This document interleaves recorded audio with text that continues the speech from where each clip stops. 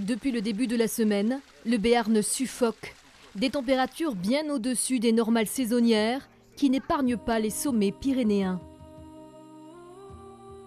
20,3 degrés enregistrés mardi 12 août en haut du pic du Midi à 2880 mètres d'altitude, 25 degrés sur le domaine de la Pierre Saint-Martin et 31 à Iraty. Une situation préoccupante.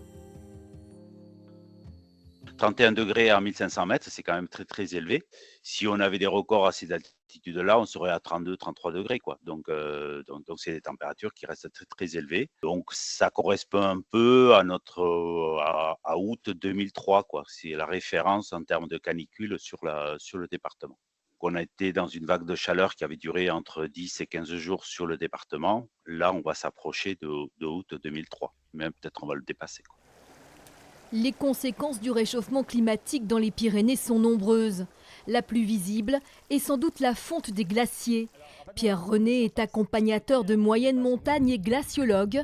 Son association baptisée Morène est aujourd'hui la seule institution scientifique à collecter des données sur les glaciers dans les Pyrénées françaises.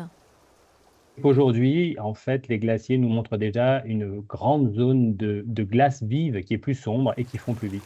Au cours des dernières années, bien évidemment, les glaciers diminuent drastiquement dans les Pyrénées. Moi, depuis 25 ans que je les mesure, là, c'est plus de 25 glaciers qui ont disparu. Aujourd'hui, il en reste 17, enfin, disons une bonne quinzaine.